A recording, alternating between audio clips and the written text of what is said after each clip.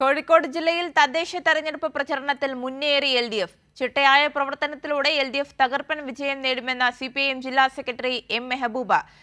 വലിയ വിജയം ഇത്തവണ ഉണ്ടാകുമെന്ന് UDF നേതൃത്വം അവകാശപ്പെട്ടു. NDAയും പ്രചരണ രംഗത്ത് സജീവമാണ്. LDFിന് ആധിപത്യമുള്ള കോഴിക്കോട് ജില്ലയിൽ ആകെയുള്ള 91 തദ്ദേശ സ്ഥാപനങ്ങളിലേക്കുള്ള പ്രചാരണം വാനോളം ഉയർന്നു. പരമാവധി വോട്ടർമാരെ നേരിൽ കണ്ട് വോട്ടുറപ്പിക്കുകയാണ് സ്ഥാനാർത്ഥികൾ. പ്രചാരണ രംഗത്ത് LDFിനാണ് മേൽക്കൈ.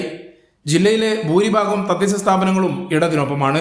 കഴിഞ്ഞ തവണത്തേതിലും വലിയ മുന്നേറ്റം ജില്ലയിൽ LDFിനുണ്ടാകുമെന്ന് CPIM ജില്ലാ സെക്രട്ടറി M. മെഹബൂബ് പറഞ്ഞു.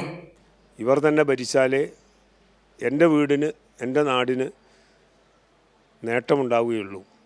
എന്നെയും കൂടി നോക്കിക്കൊണ്ടാണ് ഭരണം മുന്നോട്ട് പോകുന്നത് എന്ന ഒരു വിശ്വാസം മൊത്തം കേരളത്തിലെ ജനങ്ങളുടെ ഇടയിലുണ്ട്. അതുകൊണ്ട് തന്നെ കോഴിക്കോട് ജില്ല അതിൽ ഏറ്റവും വലിയ ചരിത്രത്തിലില്ലാത്ത വിജയം നേടുമെന്നാണ്. 20ഇടങ്ങളിൽ UDFിന് വിമത ശല്യമുണ്ട്. ജമാഅത്തെ ഇസ്ലാമിയുടെ രാഷ്ട്രീയ പാർട്ടിയായ വെൽഫെയർ പാർട്ടിയുമായി നിരവധിയിടങ്ങളിൽ ധാരണയിലാണ് മത്സരം. സ്വതന്ത്ര വേഷത്തിലാണ് ഇവർ മത്സരിക്കുന്നത്. ജില്ലയിൽ വലിയ വിജയം UDFിനുണ്ടാകുമെന്ന് DCC president K. Praveen Kumar പറഞ്ഞു. നല്ല പ്രതീക്ഷയിലാണ് ഞങ്ങൾ. കാരണം ഒന്നാമത് കേരളത്തിൽ ആദ്യമായിട്ടാണ് UDFിൻ്റെ സീറ്റ് വിഭജനം ഇത്രയും പെട്ടെന്ന് പൂർത്തിയാവുന്നത്. കോൺഗ്രസിനകത്താണെങ്കിൽ സ്ഥാനാർത്ഥി നിർണയം വളരെ സ്മൂത്തായി നടന്നു.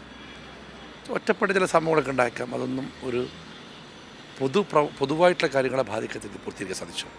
ജില്ലയിലെ തദ്ദേശ സ്ഥാപനങ്ങളിൽ BJPക്ക് കാര്യമായ സ്വാധീനമില്ല. കോർപ്പറേഷനിൽ 7 കൗൺസിലർമാരെ എത്തിക്കാനായതാണ് കഴിഞ്ഞ തവണത്തെ നേട്ടം. വോട്ടും പ്രാതിനിധ്യവും വർദ്ധിപ്പിക്കുമെന്ന് NDA ക്യാമ്പും അവകാശപ്പെടുന്നു. കൈരളി ന്യൂസ്, കോഴിക്കോട്.